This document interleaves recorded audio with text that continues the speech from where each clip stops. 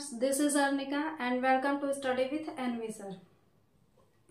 हम लोग जो कक्षा 12 का फिजिक्स पढ़ रहे हैं, इसमें हम लोग पिछली क्लास में क्या देखे थे, किसी बिंदु आवेश के कारण विद्युत क्षेत्र की जो तीव्रता होती है उसको हम लोग देख लिए थे।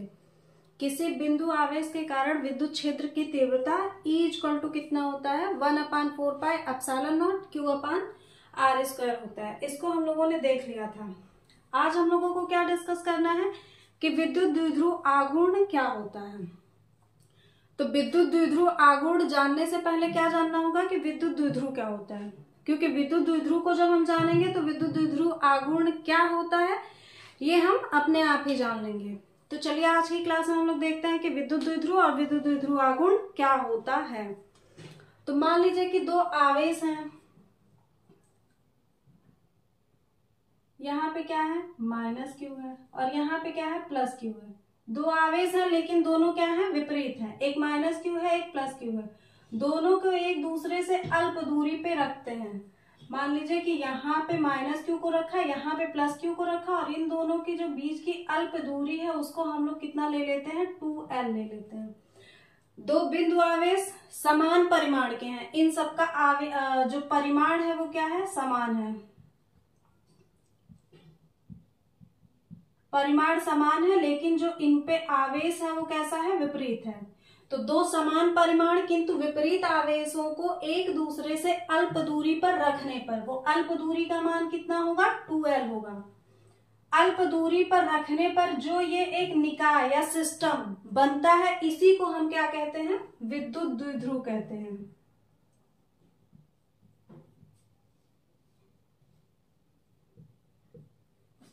तो अब इसी को हम लोग क्या करेंगे, अपनी भाषा में शब्दों के रूप में अगर लिख देंगे कि दो समान परिमाण किंतु विपरीत आवेशों को एक दूसरे से अल्प दूरी पर रखने पर जो निकाय प्राप्त होता है उसे ही हम क्या कहते हैं, विद्युत द्विध्रुव कहते हैं। तो विद्युत द्विध्रुव हो गया क्लियर कि विद्युत द्विध्रुव क्या होता है, दो समान परिमाण, मतलब अगर इसका मान 2 कूलाम है तो इसका भी मान 2 कूलाम होगा। दो समान परिमाण लेकिन इन पे आवेश कैसा होगा, विपरीत। एक पे प्लस आवेश होगा और एक पे माइनस, तभी तो दोनों के बीच में आकर्षण होगा, नहीं तो एक दूसरे में क्या हो जाएंगे, ये दूर दूर हो जाएंगे। तो समान परिमाण किंतु विपरीत आवेशों को एक दूसरे से अल्प दूरी पर रखने पर जो निकाय प्राप्त होता है उसे ही हम लोग क्या कहते हैं, विद्युत द्विध्रुव कहते हैं।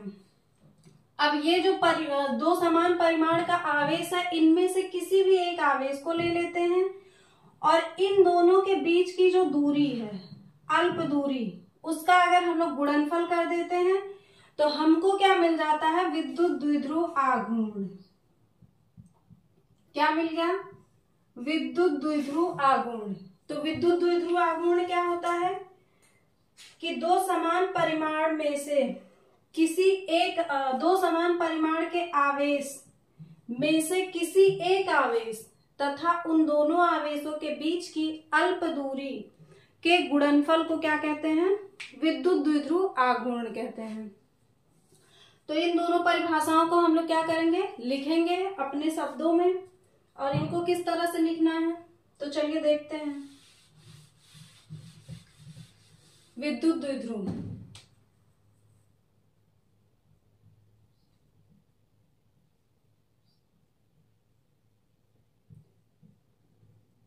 विद्युत द्विध्रुव के डिफिनेशन में अभी हमने क्या बताया कि दो समान परिमाण किंतु विपरीत आवेश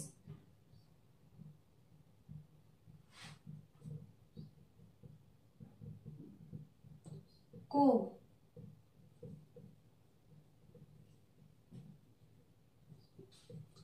एक दूसरे से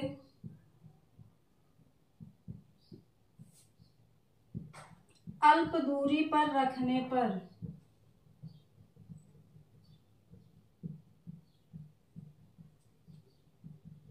प्राप्त निकाय को क्या कहते हैं, विद्युत द्विध्रुव कहते हैं। दो समान परिमाण किंतु विपरीत आवेश को एक दूसरे से अल्प दूरी पर रखने पर जो हमको निकाय या सिस्टम प्राप्त होता है उसी को हम क्या कहते हैं, विद्युत द्विध्रुव कहते हैं। तो अभी हमने कहा कि अगर हमको विद्युत द्विध्रुव पता रहेगा तो विद्युत द्विध्रुव आघूर्ण अपने आप ही पता हो जाएगा। तो अब क्या देखते हैं, विद्युत द्विध्रुव आघूर्ण पेपर में आने वाला टॉपिक है ये। यहां से पेपर में क्वेश्चन आते हैं कि विद्युत द्विध्रुव आघूर्ण क्या होता है। तो विद्युत द्विध्रुव आघूर्ण की परिभाषा में हम लोग क्या लिखेंगे,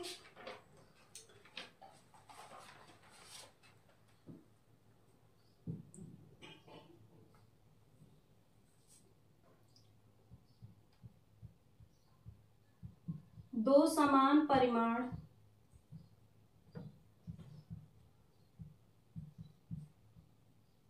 किंतु विपरीत आवेश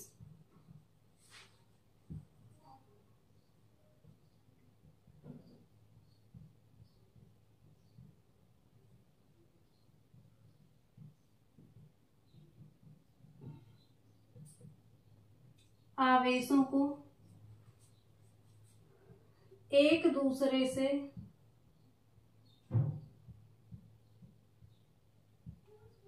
अल्प दूरी पर रखने पर उनमें से किसी एक आवेश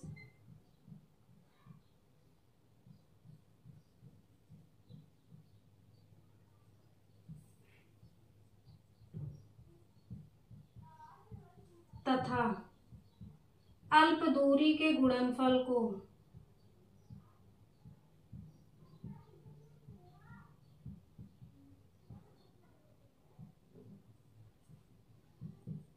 क्या कहते हैं, विद्युत द्विध्रुव आघूर्ण कहते हैं।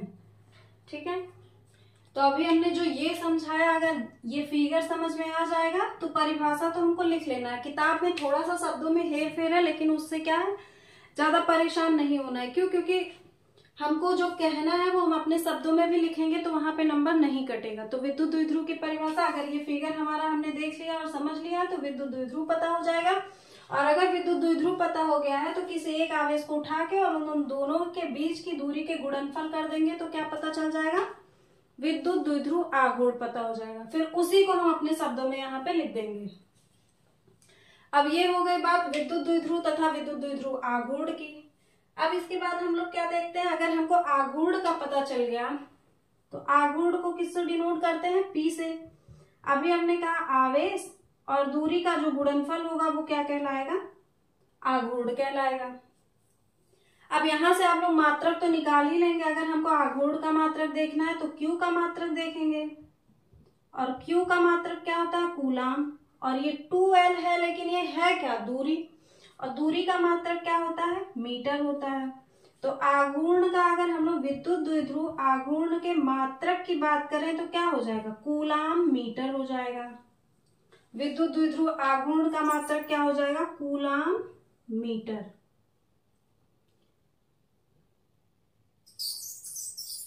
अब ठीक इसी तरह से हम लोग क्या करेंगे, इसकी बीमा भी निकाल लेंगे।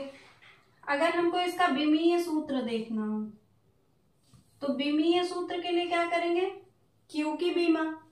तो आवेश की बीमा क्या होती है, AT होती है।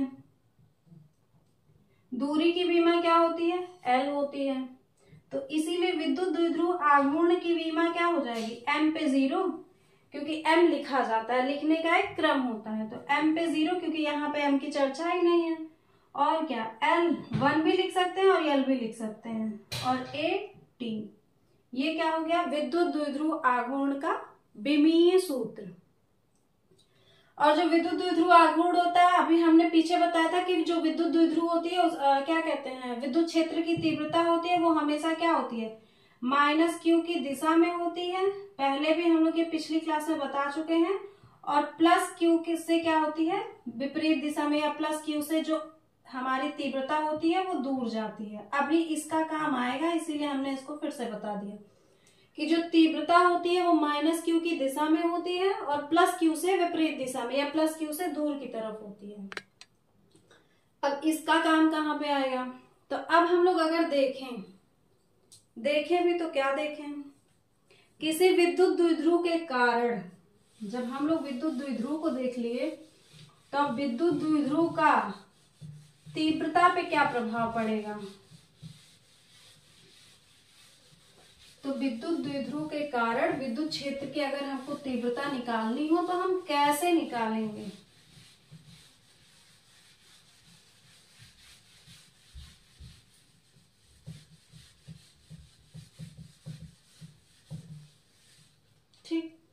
तो हेडिंग क्या है?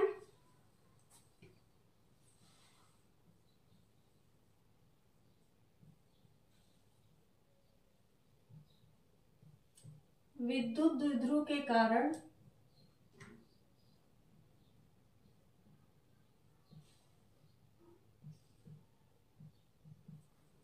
विद्युत क्षेत्र की तीव्रता,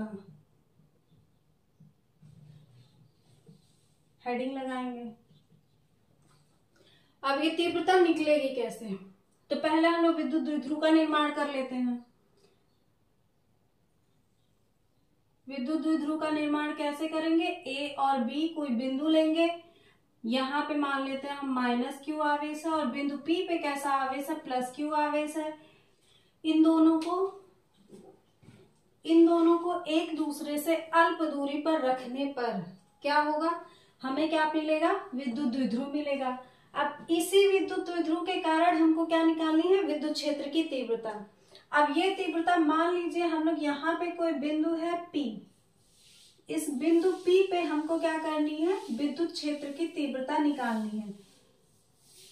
तो इस बिंदु पे जो विद्युत क्षेत्र की तीव्रता होगी वो अगर हम लोग देखें माइनस क्यू आवेश के कारण, तो माइनस क्यू आवेश से अभी हमने कहा कि माइनस क्यू की दिशा में होती है, यानी कि अगर माइनस क्यू आवेश के कारण जो विद्युत क्षेत्र की तीव्रता को हम लोग मानते हैं E1, वो किधर होगी? माइनस क्यू की दिशा में होगी। लेकिन अगर यहीं पे हम लोग प्लस क्यू के कारण देखें विद्युत क्षेत्र की तीव्रता, तो क्या होगी? वो विपरीत दिशा में होगी। क्यों? क्योंकि अभी हमने बताया कि अगर प्लस क्यू आवेश है तो तीव्रता क्या होती है? इससे विपरीत दिशा में होती है।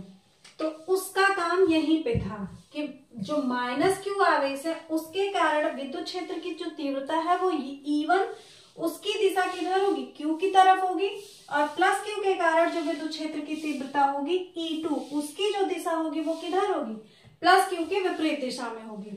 अब मान लेते हैं कि इन दोनों का कोई मध्य बिंदु है O, तो यहाँ O से यहाँ पे जहां हमको विद्युत क्षेत्र की तीव्रता निकालनी है, यहां तक की दूरी कितनी है? R है। हमको कहाँ पे विद्युत क्षेत्र की तीव्रता निकालनी है? बिंदु P पे। तो ये कैसा है? एक हॉरिजेंटल लाइन है, तो इसी को हम लोग क्या कहते हैं? अक्षीय स्थिति।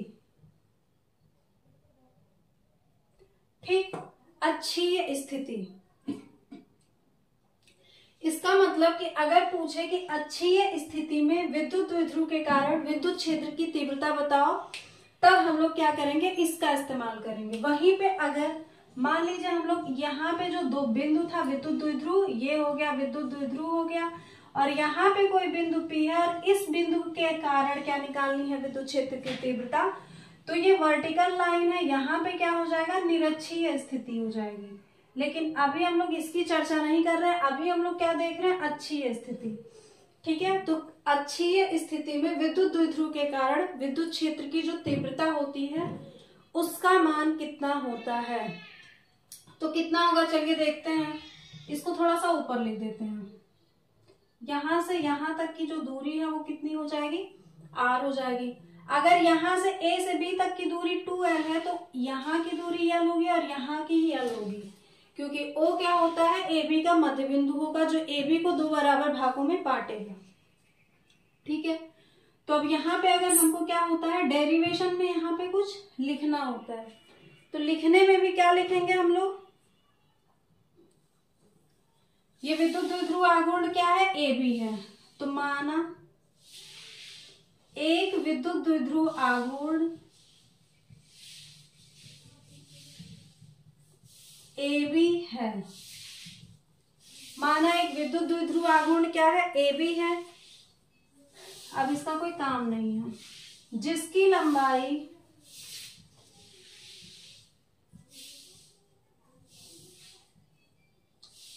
L है।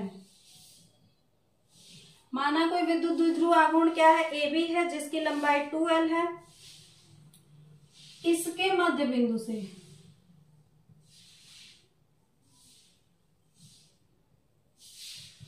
इसके मध्य बिंदु O से बिंदु P पर बिंदु P की दूरी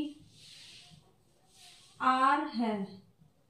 ठीक है, इसके मध्य बिंदु P से P की दूरी क्या है, इसके मध्य बिंदु से P की दूरी क्या है, R है।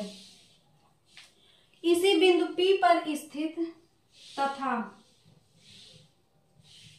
इसी बिंदु P पर विद्युत क्षेत्र की तीव्रता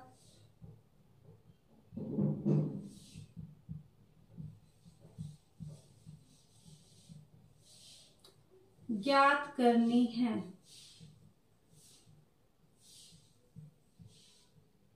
ठीक है, तो ये क्या होता है, लिखना होता है। थोड़ी सी रामायण और महाभारत यहाँ पे लिखना होता है, जिससे एग्जामिनर को पता हो कि आपने जो बनाया है उसके बारे में आपको जानकारी है या नहीं है। तो इसके लिए क्या होती है, थोड़ी सी यहाँ पे रामायण हमको लिखनी पड़ती है। वो क्या होता है, जैसे जैसे हमने फिगर बनाया है उसी को हम लोग क्या करते हैं, यहाँ पे लिखते हैं। तो अब ये हो गया। अब इसके बाद में हमारा स्टार्ट होता है डेरिवेशन। तो डेरिवेशन में अब हम लोग को देखना क्या है, पहले हम लोग क्या देखेंगे, E1 का मान। क्यों, E1 क्या है, माइनस क्यू के कारण तीव्रता है। तो यहाँ पे देखते हैं माइनस क्यू के कारण कहाँ पे निकाल रहे हैं, बिंदु P पर। तो माइनस क्यू के कारण बिंदु P पर विद्युत क्षेत्र की तीव्रता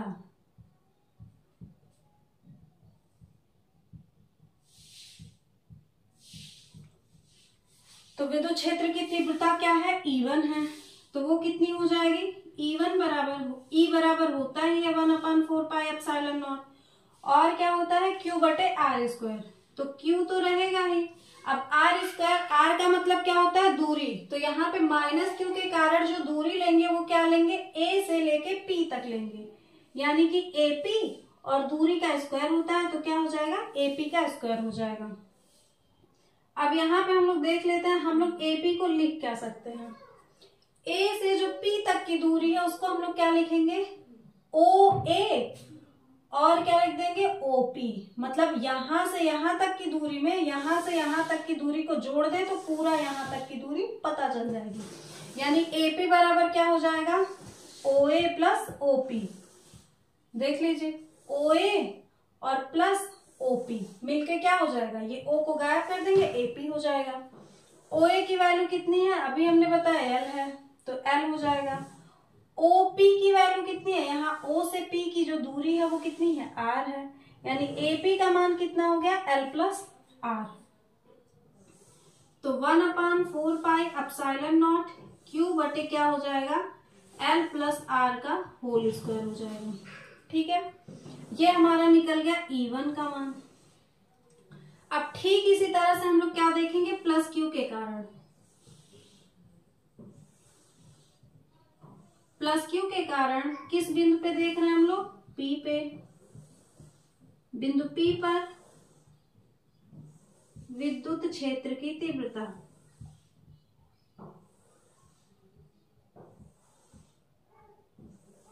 ठीक। तो जो प्लस Q के कारण विद्युत क्षेत्र की तीव्रता होगी वो क्या होगी, E2 होगी हमारी। E2 होगी। E2 बराबर क्या हो जाएगा, 1/4πε0 और Q बटे, अब यहाँ पे जो दूरी है वो कितनी हो जाएगी, BP हो जाएगी, क्योंकि प्लस Q कहाँ पे, B पे है, तो B से P की दूरी क्या हो जाएगी, BP²। अब यहाँ पे हम लोग देख लेते हैं कि BP का मान क्या होगा। अगर हमको B से P का मान चाहिए तो हम लोग OB क्या कर दें, इस पूरी दूरी में से यहां से यहां तक की दूरी को निकाल दें तो बचेगा क्या, B से P तक की दूरी बचेगी। यानी कि पूरी दूरी कितनी है, OP माइनस कितना हो जाएगा, ये OB, और OP कितना है, R है, और OB कितना है, L है। यानी कि क्या हो जाएगा, R माइनस L हो जाएगा। तो E2 बराबर क्या आ गया, 1/4πε0 Q बटे क्या हो जाएगा, R माइनस L का होल स्क्वायर। अब यहाँ पे E1 का मान पता चला और यहाँ पे E2 का। तो जो परिणामी विद्युत क्षेत्र की तीव्रता होती है E, वो क्या होती है, E2 माइनस E1 होती है। ये तो सबको पता है कि परिणामी तीव्रता क्या होगी, E2 माइनस E1 होगी। अब यहाँ पे हम लोग वैल्यू रखते हैं E2 का 1/4 एप्सिलॉन नॉट Q अपान क्या हो जाएगा R माइनस L का होल स्क्वायर, और माइनस E1 की वैल्यू कितनी है 1/4 एप्सिलॉन नॉट Q बटे क्या हो जाएगा R प्लस L का होल स्क्वायर। अब इस पूरे में हमको क्या कॉमन दिख रहा है 1/4 एप्सिलॉन नॉट 1/4 एप्सिलॉन नॉट, और Q के साथ यानी कि इसको हम लोग क्या कर सकते हैं Q बटे 4 एप्सिलॉन नॉट को ले लेंगे कॉमन, तो कॉमन ले लिया, ये गायब हो गया और ये गायब हो गया, बचा क्या 1 बटे R माइनस L का होल स्क्वायर, वही यहाँ पे भी बचेगा 1 बटे R प्लस L का होल स्क्वायर। ठीक, अब इसको क्या करेंगे, भिन्न को तो आप लोग को हल करने आता ही होगा। भिन्नों को हल करने का तरीका क्या है, तिर्यक गुणा, क्रॉस मल्टीप्लीकेशन। तो इसका गुणा यहाँ पे करेंगे तो क्या हो जाएगा R प्लस L का होल स्क्वायर हो जाएगा, और यहाँ पे क्या हो जाएगा R माइनस L का होल स्क्वायर, और नीचे होता है दोनों का गुणा तो R माइनस L का होल स्क्वायर और R प्लस L का होल स्क्वायर हो जाएगा। अब आप लोग को तो पता ही होगा क्या, एक कोष्टक में a प्लस बी, दूसरे कोष्टक में a माइनस बी बराबर क्या होता है a square minus B square, सर्वसमीका है। तो अगर इसको हम लोग क्या मान ले a मान ले, यानी कि r प्लस एल को अगर हम लोग a मान ले तो a स्क्वायर, और r माइनस एल को b मान ले तो b स्क्वायर, यानी a square minus b square बनेगा। तो इसकी जगह पे हम लोग क्या लिख सकते हैं a square minus b square मतलब a प्लस b, तो a का मान कितना है r प्लस एल है, और प्लस हमको करना है b यानी कि r minus L, a plus B और दूसरे में क्या हो जाएगा a माइनस बी, a का मान कितना r प्लस एल। अब जब माइनस लगाएंगे तो माइनस का अंदर गुणा होगा, यानी माइनस r और माइनस गुणे ये माइनस एल बराबर क्या हो जाएगा प्लस एल हो जाएगा, a प्लस बी और a माइनस बी हो गया। अब नीचे इसको हम लोग कैसे लिख सकते हैं r माइनस एल और r प्लस एल, इस पूरे का हम लोग क्या लिख सकते हैं होल स्क्वायर। क्यों, क्योंकि इस पे भी स्क्वायर है इसको भी स्क्वायर है, तो दोनों को एक साथ लेके हम क्या बना देंगे होल स्क्वायर। यहां से देखते हैं कि यल से यल खत्म हो जाएगा, यहां से आर खत्म हो जाएगा, बचता क्या है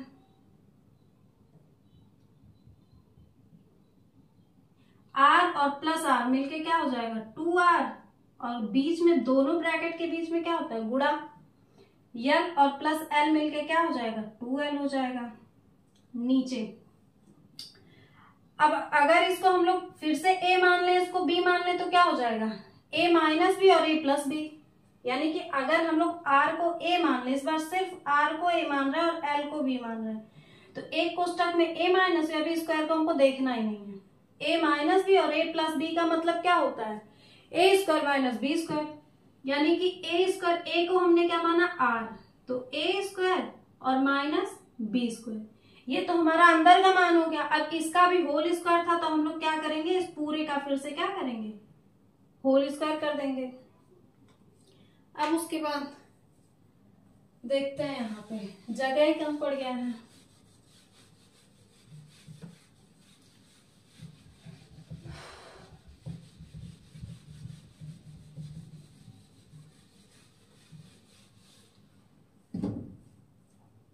यहाँ पे देखते हैं Q बटे 4 एप्सिलॉन नॉट, और यहाँ पे क्या बचा है इसको अब इसके साथ लिख लेते हैं, Q इंटू क्या हो गया 2L को एक साथ में लिख लेते हैं, और इंटू क्या यहाँ पे बचा लिए हम 2R बचा लिए हैं, और बटे R square minus L square का होल स्क्वायर।